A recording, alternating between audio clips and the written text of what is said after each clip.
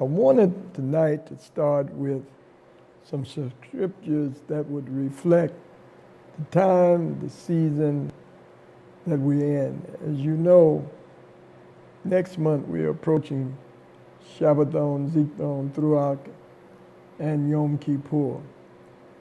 And we're trying to frame to the listening audience worldwide the reality of what it is that we are doing with and for each other during this time. And part of our voice out of Zion is to let you know what direction we are taking you in terms of scripture, in terms of world events, in terms of prophetic reality, so that you can have a clear understanding why we are doing what we are doing at this point in the prophetic history of Yah's people scattered worldwide. So what I wanted to do tonight was to first give you an indication of a poem by Brother Sadiq that talks about the greatness of our people scattered to the four corners of the earth.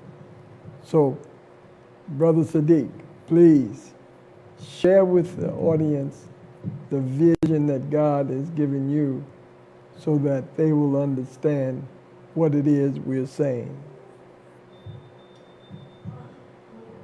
This poem is entitled Tomorrow People.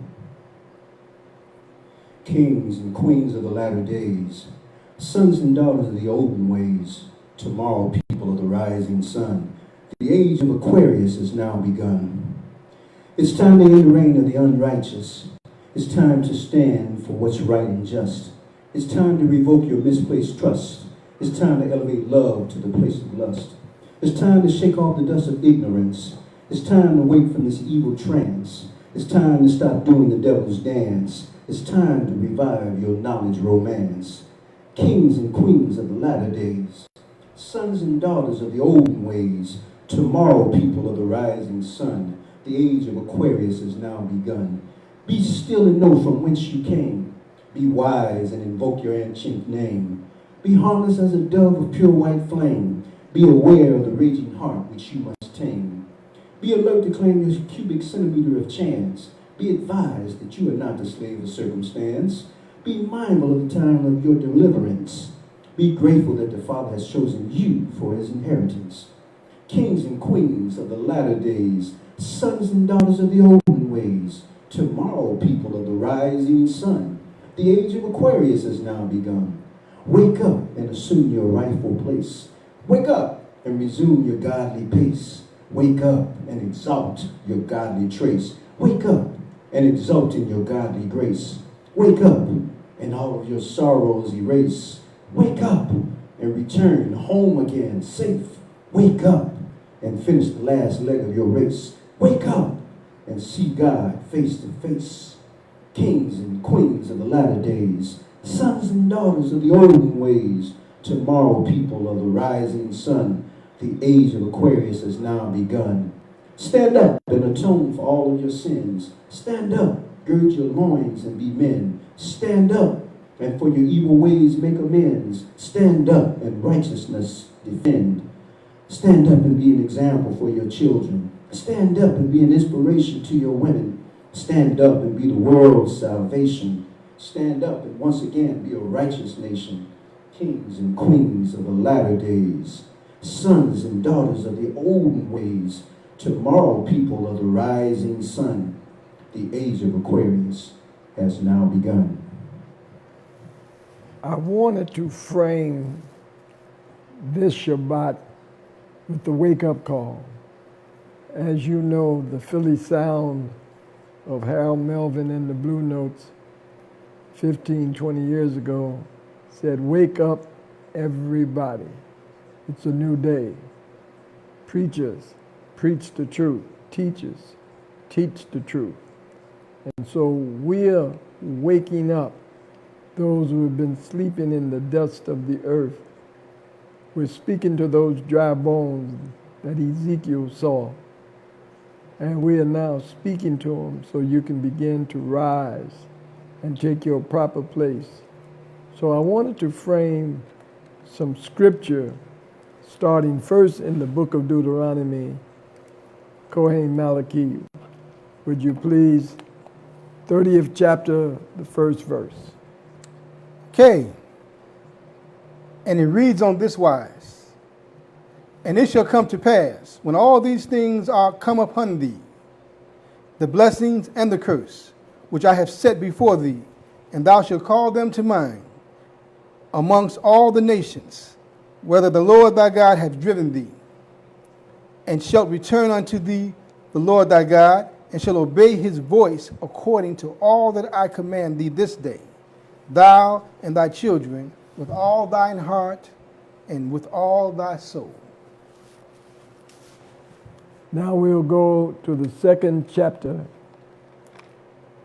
of Isaiah. Coming out of Zion, these words. And it reads on this wise. The word that Isaiah, the son of Amos, saw concerning Judah and Jerusalem. And it shall come to pass in the last days that the mountain of the Lord's house shall be established, the top of the mountains, and shall be exalted above the hills, and all nations shall flow unto it. And many people shall go and say, Come ye, let us go up to the house, to the mountain of the Lord, to the house of the God of Jacob, and he will teach us his ways. We will walk in his paths. For out of Zion shall go forth the law, and the word of the Lord from Jerusalem. And he shall judge amongst the nations, and shall rebuke many people. They shall beat their swords into plowshares, and their spears into pruning hooks.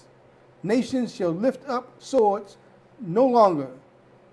Nations shall lift up swords against nation, neither shall they learn war anymore. O house of Jacob, come ye, and let us walk in the light of the Lord.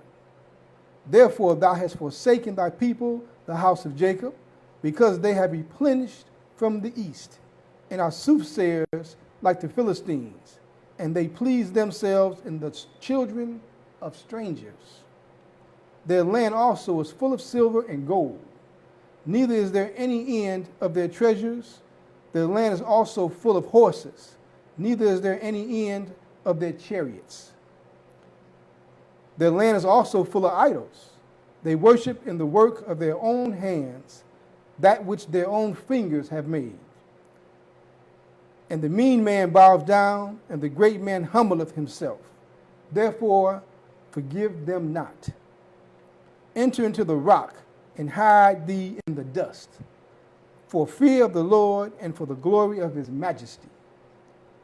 The lofty looks of man shall be humbled, and the haughtiness of men shall be bowed down, and the Lord alone shall be exalted in that day. For the day of the Lord of hosts shall be upon everyone that is proud and lofty, and upon everyone that is lifted up, and he shall be brought low. Just like in the days of Noah, no one wanted to believe that he was sent with a message from the creator of the universe. And so for so many years, the children of Israel have been without a king, without an ephod, and without a law or instructions as to what to do. Nobody really knows what time it is prophetically. It's not judged by Big Ben out of London. It's not judged by the rising and setting of the sun, no matter where you are in the world. But the prophetic time on God's calendar, you have to see that it's upon his people. He said Israel is for signs and seasons and wonders in the earth. And so tonight, we wanted to begin to share with you the beginning of the redemption of God's people. As you know, the blowing of the memorial trumpet for the beginning of the people to come to attention as we begin this journey back to the Creator. As you know, earlier this year in the U.S., the American president, Donald Trump, signed a bill that is officially indicating the 400 years will end in 2019. They calculated 1619 as the official date of slavery in the U.S. And so we now know that the prophecies are certain and sure. And when Abraham saw that vision and he began to understand it, it set in motion the bringing of the children of Israel out of the west and the east on the continent to the Americas and to the Isles of the Sea to begin the journey back to the Creator. The time is officially up, and all we have to do now is turn around and return back to our Creator.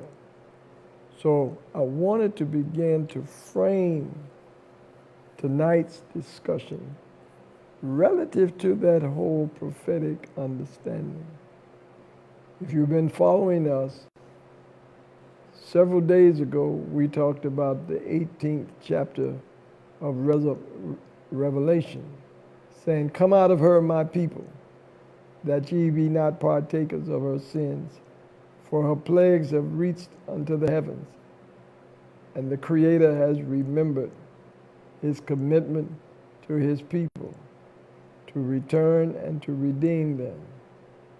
Those who have eyes to see and ears to hear, see that Babylon the Great is falling and has become the habitation of every demon and every foul and hateful bird on this planet. And we're saying to those who are the dry bones, begin to hear the word spoken from Zion as it begins to activate your spirit inside your soul and body. The resurrection has begun. And I want to thank my son, Asiel Jr., Prince Asiel Jr., for making a wake-up call for reconciliation during this great period of the reconnection of his spirit to his people and to his land again. He was brought into this world to set in motion the condemnation of those who will judge this earth. For judgment begins in the house of Israel. First, for the people who have rebelled. We read a week ago that if my people who are called by my name would humble themselves and turn away from their wicked ways and pray, the Creator promised that he would hear from heaven and heal the land and the people. And so that's what we're saying tonight. That we're saying to those who have ears to hear, this Shabbat begin your meditations for the mercy and the justice of Yah to redeem his people, scattered to the four corners of this earth. And he has brought us back, the whole house of Israel, so that we can begin to study war no more. Blessed are the peacemakers, the sword of truth, the breastplate of righteousness, the shield of faith, the helmet of salvation, feet standing on the truth of the gospel, the good news. And I'm saying to you, it is time it is time to begin this journey. We spoke several nights ago to some of the original international staff members of Ramiel Ben Shaliach and Brother Malachi HaKohen were those in the early days who left Chicago in the 70s to begin the journey back to Africa in preparations for the rebuilding of the people at Jerusalem. And now those children have had children, and their children are having children.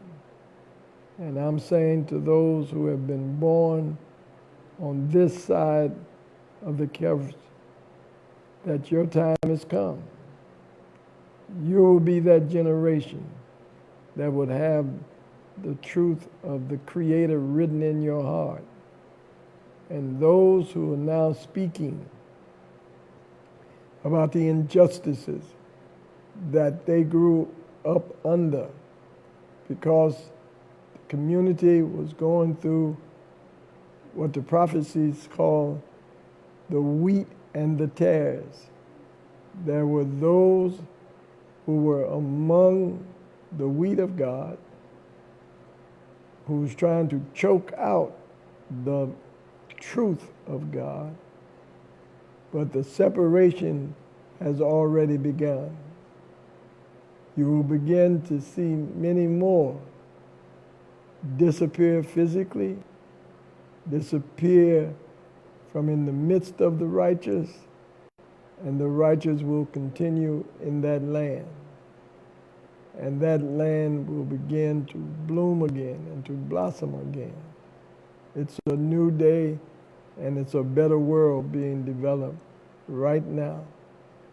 So don't have no doubt that the children of Israel that have returned from the lands of the captivity will be in that land forever and ever. Dr. King saw it. He said, I may not get there with you, but we as a people will get to the promised land. And I'm saying, these are not my words, but the words that were spoken by the father Abraham when he had a dreadful experience in a vision that said, know of a surety that thy seed will be a stranger in a land that is not theirs, and they will serve them and afflict them 400 years. And afterwards, I will bring you back to your land. The Creator has kept his word. We are back in that land, and we are back to reconnect with our land, our language, and our culture. This is not a black movement. It's not a white movement, but it's a righteous movement. And so those who want truth and righteousness to be their platform, all they have to do is begin to look towards Zion and hear those voices coming out of Zion. And like Moses said, you will have the choice, life and live, and the choice to die. Seems that that would be a simple thing to live, but you have the right to keep dying and not get back. So it's in your hands. The Redeemer has come. The message has come. It's now up to you to be obedient and hear the words spoken from Zion. As its international ambassador and spokesman for more than 50 years, I've been moving to and fro, announcing to the world that the kingdom of Yah is at hand. And those men and women who heard my voice, but they were not my words. I was sent to speak the words given to me by the Holy One of Israel, so that no one would doubt that the voice out of Zion was the prophetic voice revealed to Abraham and the prophets. It continues to this day. And so it's up to you now. Choose life and live. Choose death and die. So I wanted the people to know, Kohen, that as we prepare for the holy days coming, what is it that they should do? Number one, concentrate on putting your family back on track. Fathers, become fathers to the children. Become husbands to your wives. Become brothers to your brother. Sisters, become mothers to your children. And sisters to your sister.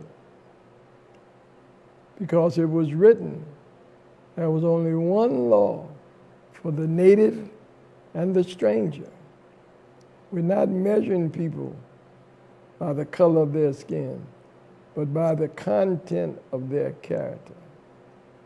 You have a constitution that teaches you how to treat your brother, your neighbor, your wife, your children, but most of all, yourself. That self-accusing spirit is in you.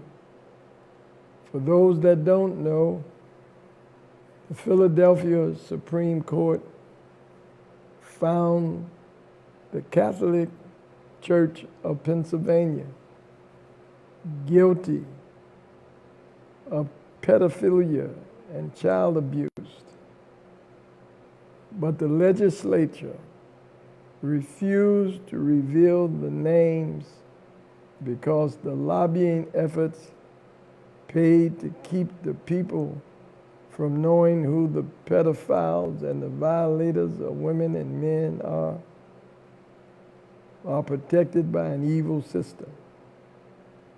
Those who are victims throughout the world, who know they're victims and who know they're victimizers, have the responsibility to meditate and pray that it be revealed, so that that which is hiding will become clear.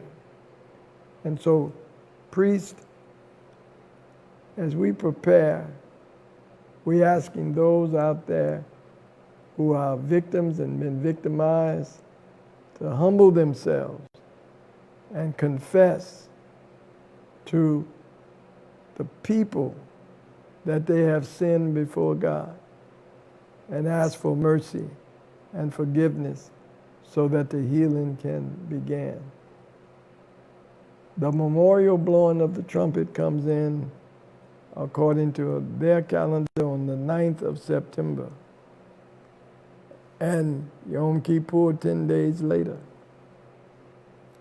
Let this be a Yom Kippur where the whole of God's people around the world fall on their knees and ask for mercy and forgiveness for the whole house of Israel, so that we can begin the healing. Let us not be afraid or ashamed to ask for mercy and forgiveness. We understand that though our sins were like scarlet, the promise was that they could be made whiter than snow if we would turn away from our wicked ways and seek his mercy and forgiveness.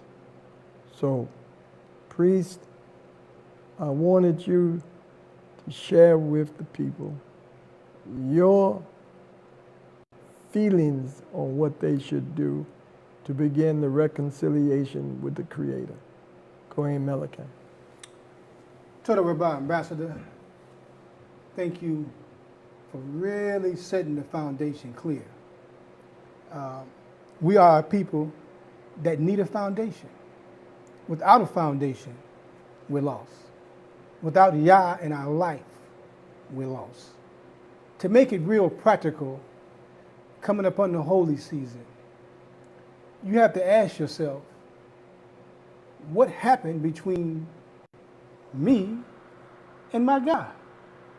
Then you got to ask yourself, if there's a problem there, what happened between me and my family? Your family works as one unit. The children are you. They manifest you. They not only manifest you in trying to please and stay in harmony with you, but they also manifest you in their thoughts. Why aren't they thinking on the things that the family is thinking about? That's probably in most cases because the family stopped thinking. What mind are we using to decipher our condition? What mind are we using to turn back to the Creator with? We've got a different mind. We have someone else's mind. We got to get our mind back so we can get our family back. And most of all, when we get our mind back, we're returning back to Yah's thoughts. He laid out all the principles, all the foundation for us. But we've gotten off track. Our family is the witness to where we are. What do we do first? We turn to Yah and strengthen the family. You got to know your children. Men, you got to know your wife. Wives, you got to know your husband. We're talking about one unit, one mind, one people. Let's get back on track. This is the season to prepare ourselves with each other, and then we go into the Yom Kippur, the Day of Atonement, at one minute, to repair ourselves with Yah.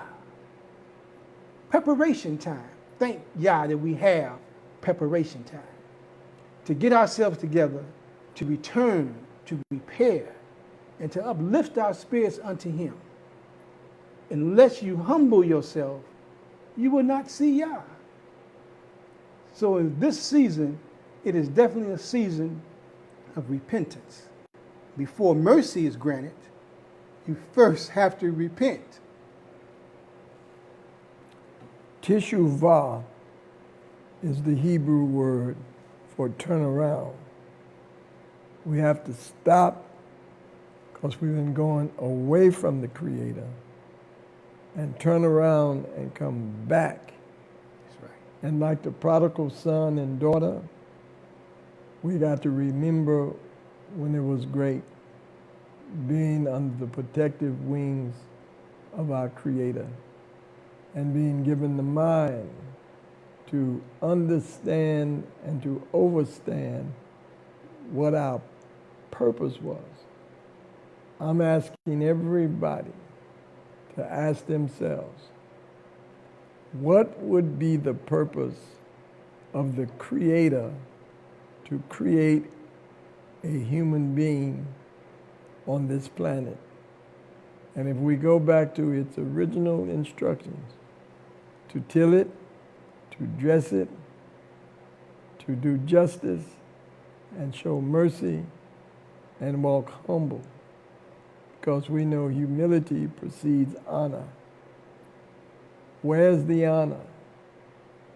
Everything in America and in this Western world, under the current mind that's governing the earth, is war and hate and violence and poverty and selfishness and lack.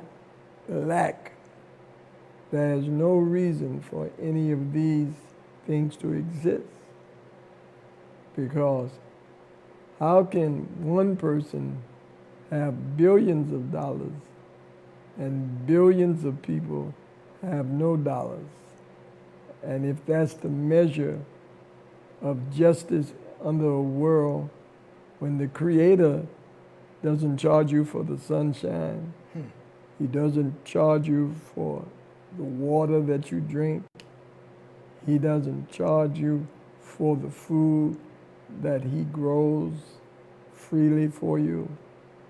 So where did the exploitation come from?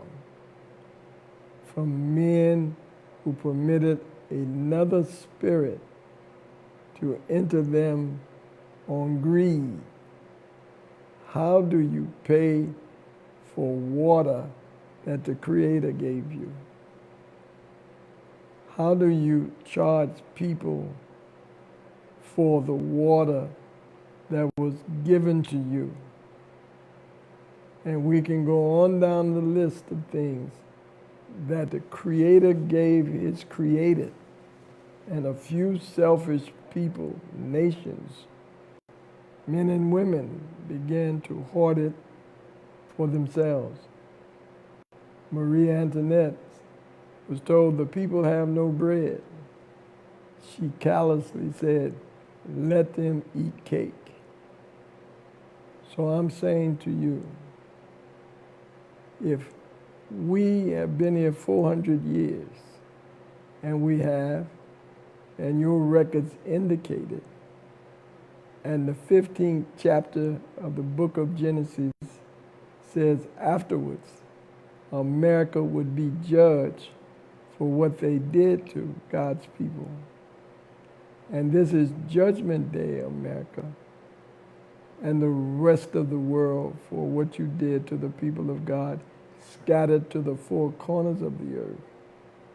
It is time now to turn away from your evil ways and begin to ask for forgiveness. It's got to be somebody in America and in Europe and on the continent and in Asia that's ready to reconcile with the Creator so that justice can be brought back and we study war no more. So what I wanted to do was begin to have you ask any of the questions that you've been asked about what it is that we want the people to do. Okay. Many questions that come to mind I want to speak about here with the Prince because people are asking these questions. They are asking, of course, the first thing they need to do, which we talked about, was return back to Yah. But what's next? And what does that mean to you in a practical way, returning back to Yah? Sure, you're going to return back to living right, eating right, treating your brother right, but what is that in action? What is living right and being just look like in a practical, active way? Well, let me answer, starting with the first one. We always say that the first things is food, clothing, and shelter. There's a doctor out of the city of Chicago by the name of Terry Mason, who was a urologist by training and had been motivated at 17 or 18 years old to go to medical school. Coming out of Inglewood section, the poor area in Chicago, he was told that when he applied for medical school, he couldn't make it. And he said back to that counselor, but you don't know the God that told me to go and study medicine. He also remembered that his spiritual leader, the Honorable Elijah Muhammad, wanted to open up a hospital on the south side of Chicago, and the city refused. Then he wanted to buy the South Shore Country Club at 71st and South Shore, and they refused. But he didn't stop there. He went on to medical school and became the chief medical officer for the city of Chicago and was put in the #1 medical position over thousands of doctors and 41 institutions, proving that Elijah Muhammad's words did not fall to the ground. He then came and sold vegetarian restaurant 12, 13 years ago and said, I cannot operate on another man. As a urologist, he said, I'm not helping them. I told him, I need you to catch a plane and fly to Israel and spend 7 days in the community so that you can feel the peace and the love and the power. He did that. My wife took him around Israel so he could see the holy sites and experience it. He since has returned and changed his career to plant-based medicine, going back to the official diet of Genesis. That's right. 1:29, to prove that the healing comes out of the green leaf and the fruits and vegetables coming down out of the earth, because the man that was made from the earth, Adam, earth in Hebrew is Adumah, feminine. So Mother Earth, with a combination of the wisdom of God, created all of the elements in the soil to sustain the life of the human made from the soil. That's right. To this very day, he's now part of a group of medical doctors worldwide, plant-based doctors. The top cardiologist out of Chicago at Rush Memorial, Ken Williams, made a statement several years ago at Soul Vegetarian that the only way to make the body heart attack and stroke proof is to maintain the vegan diet and all of the things that go with it, plant-based. So we are on the journey back. The community in Israel that's been vegan had Meharry Medical University come up and study it 20 years ago and found that the adults had reduced all of the degenerative diseases that affect the African and the third world people by becoming plant-based again. And we are doing the natural research now to find out what quantities and what qualities of foods that must be consumed in order to maintain optimum health. So we are encouraged and well on our way to reconnecting with the continuity that will regenerate the body and cause it. The second part of it is spirit. You've got to have the right spirit. You cannot just consume without. The brain survives off of truth.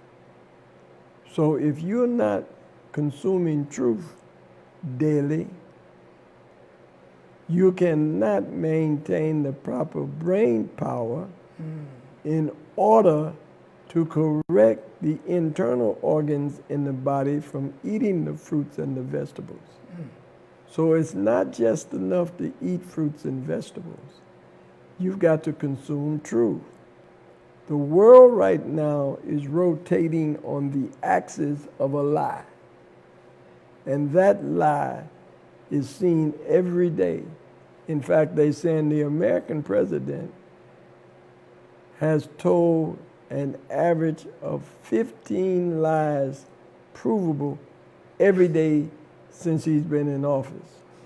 But if the leader of the, quote, known free world is lying to the people and to himself and to his family, you can see why America is going down. Because the simple instructions in the book of Proverbs, there are 6 things that the Creator hates, and a lying tongue is one of the main ones. And one of the other main things is those that sow discord among the brethren and the sisters, which includes the family. So I'm saying this is the practical way that we're bringing truth. Yes. You cannot eat anything. You cannot say anything. We're saying try it and see what happens if you start telling your wife, your husband, your children, your friends, your family the truth. And watch your relationship with everybody change to a degree that you've never experienced before. That is so powerful, Ambassador. The truth has power. Yes.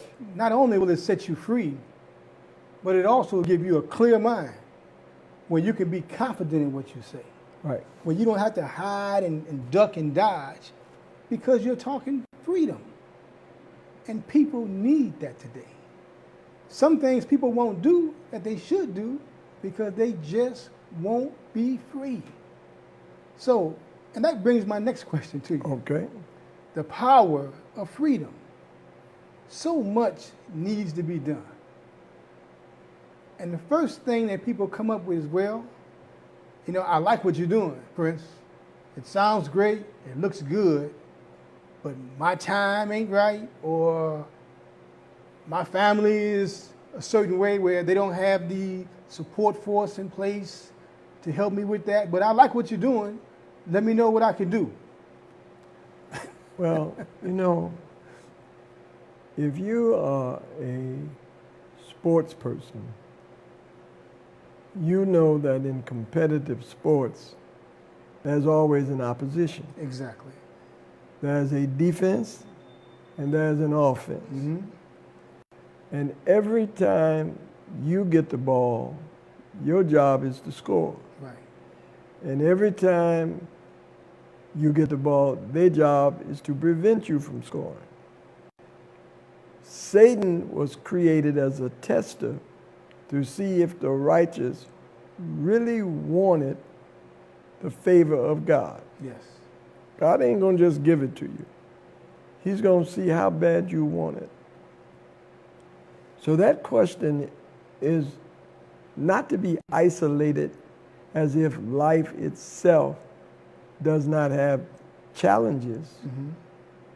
It is to accept the challenge and prove that you can defeat it. Let me say that again. Yes. Life is a competitive lifestyle. You have a choice between good and evil.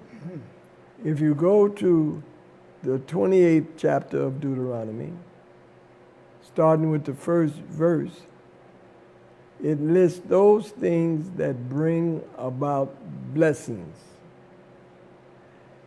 From 15 to 68, it says these things are the curses that will bring about curses. It says, cursed will thou be in the field, cursed will thou be in the city, cursed will be the land, your sky above you shall be iron, your feet below you shall be brass.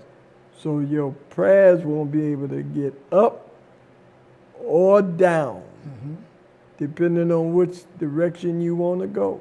Okay. Saying that to say, you now have to prove that you are obedient. When you read that obedience is better than sacrifice, the people who climbed the mountain in the world was challenged that they couldn't make it. It snowed, the air was thin up there. There was all kind of winds up there. Those that went under the sea said you can't go that far down. It's cold down there. It's dark. You can't see a thing. But that God mind that was in him created the submarine. That God mind in him created the camera. That God mind in him created the light. So none of that was impossible. Now people don't even give it any thought. Right. When Wilbur Wright and his brother was proving that man could fly in a plane, I understand that the first flight didn't last but 11 seconds. And now people can fly all around the world without stopping, and at the same time have movies in the air, dinner in the air, music in the air, telephones in the air, from 11 seconds, because they never stop.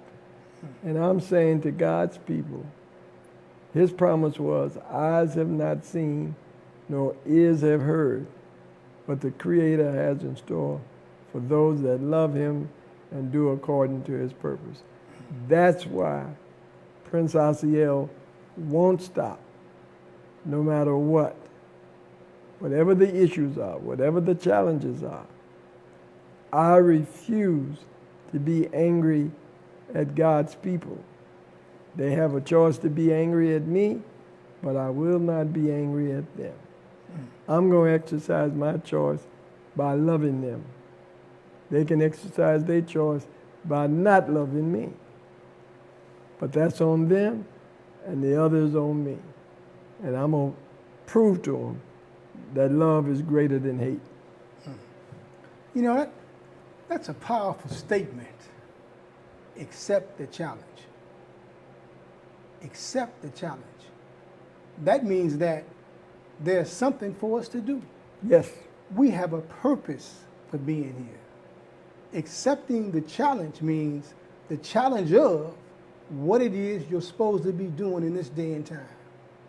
I mean, with all of our natural talents and all the great substance, the skills that we've learned in this country and in the Caribbean and wherever we are in the diaspora, it's time to accept the challenge. I mean, we've done so much for somebody else. Now it's time to use whatever we got, whatever we've learned, whoever we know, networking amongst others to work for each other, to do things for each other. I'm glad that you said it like that, because you see, it's not about you. It's not about me. But it is about you, and it is about me. Because I don't see you as you, I see you as me. See, when they said, who is their neighbor? My neighbor is me. I don't see my neighbor as somebody else. When they say, thou shalt not kill, I would be killing me. Yeah. I wouldn't be killing you, because the same blood, the same mind that created you created me. Is what are we going to be obedient to? The negative side or the positive side? Right. When you get into higher mathematics, where you learn in the beginning minus meant subtraction, but when you get into higher math, two minuses make a plus. When you start off in basic math, it starts with numbers. You get into higher math, you're using letters. So keep growing, and you'll see that the mysteries of the universe is not at the kindergarten level. That the God we keep talking about from religion, we're not talking about religion. We're talking about righteousness. We're not talking about race. We're talking about righteousness. We're not talking about color. We're talking about soul. So the challenge is push yourself to the next level. They said man couldn't run a 3-minute mile. Now he runs faster than 3 minutes in a mile. So I'm saying, what we think we can't do, everybody can prove that that's not a barrier. And I'm saying, when you said you couldn't stop smoking, you did. When you said you couldn't stop eating meat, you did. When you said you couldn't stop lying, you haven't stopped yet, but you can. So I'm saying, try it. Between now and Passover, let's not lie to your wife, to your children, to your friends, to your family for the next 30 days. And if you can do it for 30 days, you can do it for 30 months and then 30 years. That's right. Accept the challenge. Accept the challenge. You know, that gives you power already. Yes, It gives you power to have a challenge. yes. In talking about the family and in talking about the next level, as you mentioned, I see the family as a brother, a sister, a mother, a father, a child, but there's also many other families. And when we talk about the family has to be close and has to be one, we have to recognize that there are other families besides your maternal family. There are other families that exist. How do we interact and how do we solidify the cooperation of other families in our midst? It's easy. Everybody is an individual first. Yes. You're not just like your brother. You're not just like your sister. But you are just like God because He made you unique. That's right. He made you different not to make controversy, as the Quran said, but to get to know each other. That's right. When is the last time you really sat down and talked with your friend or talked with your wife or spoke to your husband? Not at your children, but with your children. And you're going to see a whole new arena of understanding and feeling good about each other open up all over again. I've tried it, and it works.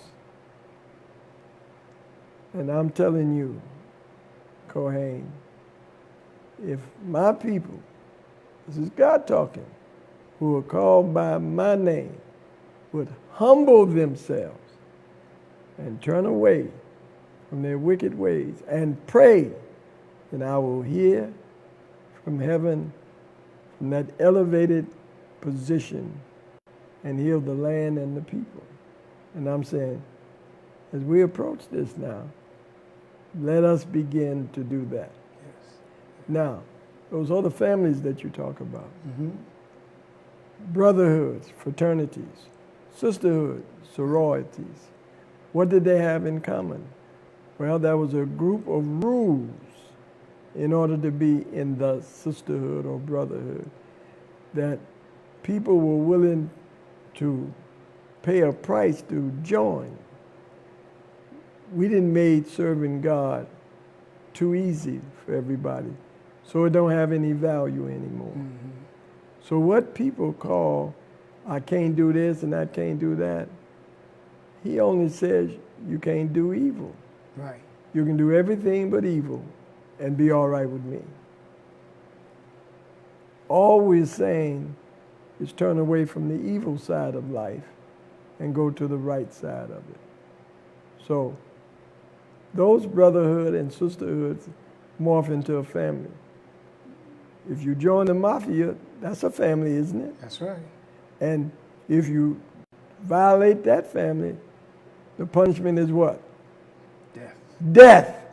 Absolutely. Don't wish. death. The Irish have a mafia, and the punishment is death.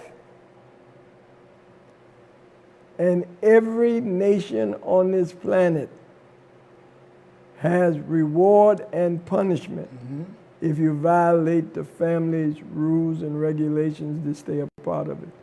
The human family set up rules.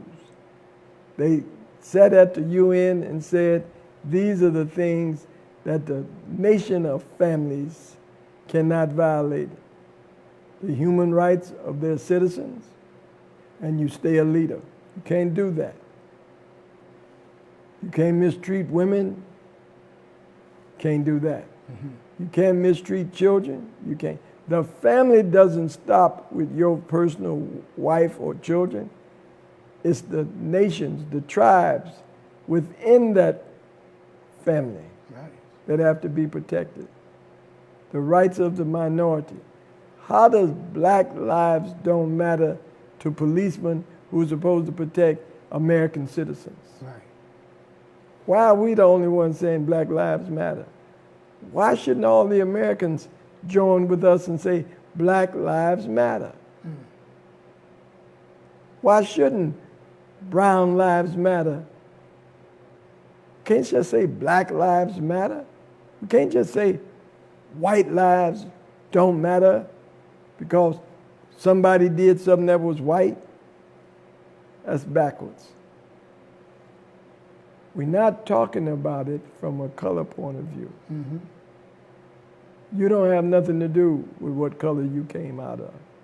But you do have a choice on what behavior you manifest. Right. So that's the family I'm talking about. Okay, very powerful, very powerful. Tell me something. I've seen in the family, I've seen breakdowns. I've seen children that just wasn't communicating, youth that wasn't communicating to their parents. And I've seen through knowing you, you counsel. You've counseled men, you've counseled mothers on how to get this child's attention, this son's attention back, because they just can't talk to him. They don't understand what he's into, and he's moving around doing his own thing. What could we do with these young minds? Well, it ain't the young mind that we need something to do. We need to do something with those old minds. See, because the old man was once young. That's right. So how did it get corrupt by the time it got old? Because somebody wasn't willing to accept the challenge, to sit and listen to that 3-year-old, that 4-year-old. And the reason I can say that is I couldn't hear my children because I had been contextualized to spare the rod and spoil the child, not understanding that it didn't mean beat the child. It meant instruct the child the way you want it to go. You then be surprised. I am already. That's why my son, Asiel, Prince Jr., gave me the greatest lesson I could learn as a father from a son. He pleaded for me to understand. I couldn't hear him at first. Yes. And he gave his life for me to hear him. See, my son didn't die. He chose to lay it down because he loved me so much. And I've chosen to lay mine down because I love the people that he loved, that I'm willing to lay mine down for them. Because I made that decision when I first went to Israel. I had to leave my son, my daughters, my children, because we were saying it takes a whole village to raise a child. Right. But when I left, I was in prison fighting for the people to stay in Israel, and they put my son out of the very community that I was in jail fighting for them to stay in the country. And nobody cared enough about my son to go get my son and bring him back and hug him and nurture him while I was away in prison, fighting for them to stay there.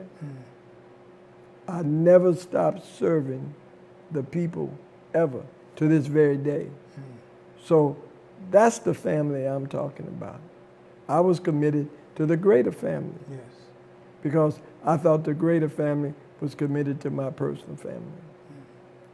It's so important because we seek that love of our children. The children seek that love from their parents. And definitely your son really manifested your spirit. Yes. I mean, he had the fire in him. And I heard some last words that he stated when he said something he never told you. Right.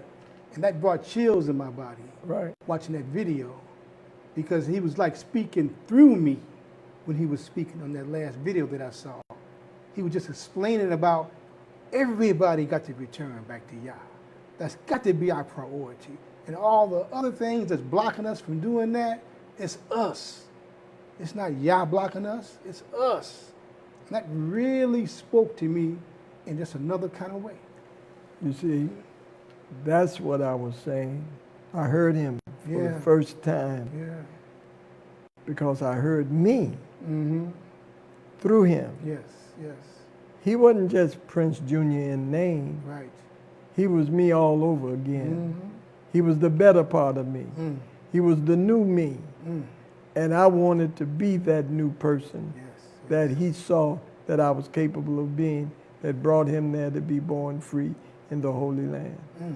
So to all of his friends and to all of his generation, I heard Ben, and I'm dedicated and committed to serving you as if he's in you, and he is.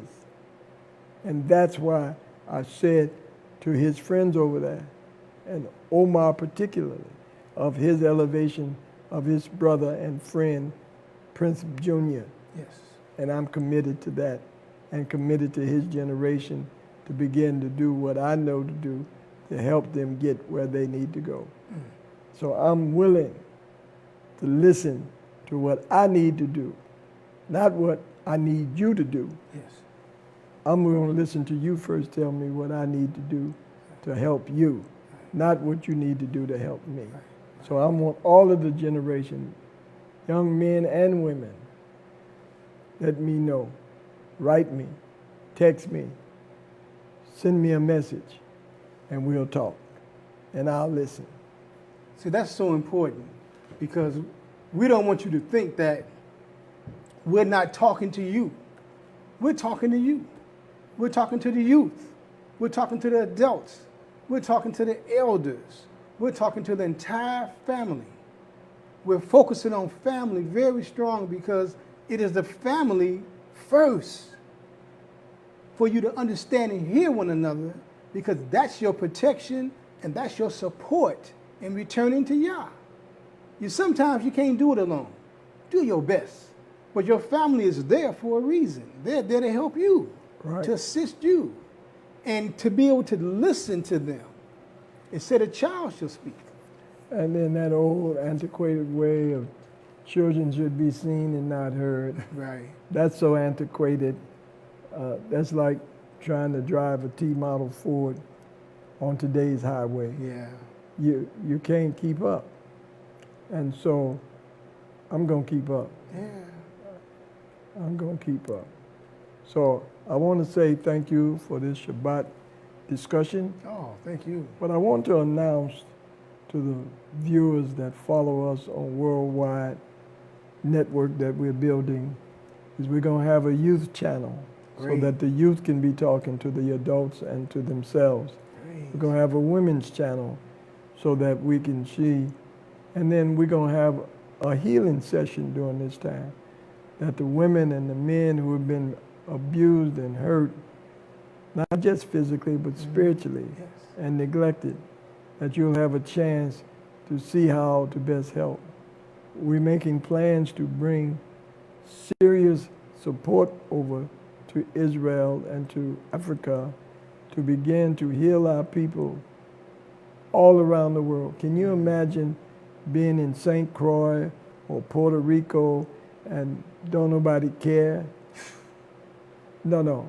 We're going to the pain of the world and let them know that we're down from Jerusalem to heal the hurt and mitigate the misery of God's people on this planet. That's it. So I want to thank you, Kohen, for Thank joining you. me for the Shabbat. Thank you. Until next Shabbat, we'll have a continual message as we build up to Yom Kippur. Right. And we're making plans to make sure that our people have access to us and the information. And to Chief of Staff Emmanuel, I want you to make sure that the information that the people are requesting, that we get their names so that they can get answers for the questions that they want to know. We don't come to make controversy. We come to beat our weapons into plowshares and pruning hooks, that we study war no more. Peace and blessing. Until next week, Shabbat Shalom, Shalom Uvracha. Thank you.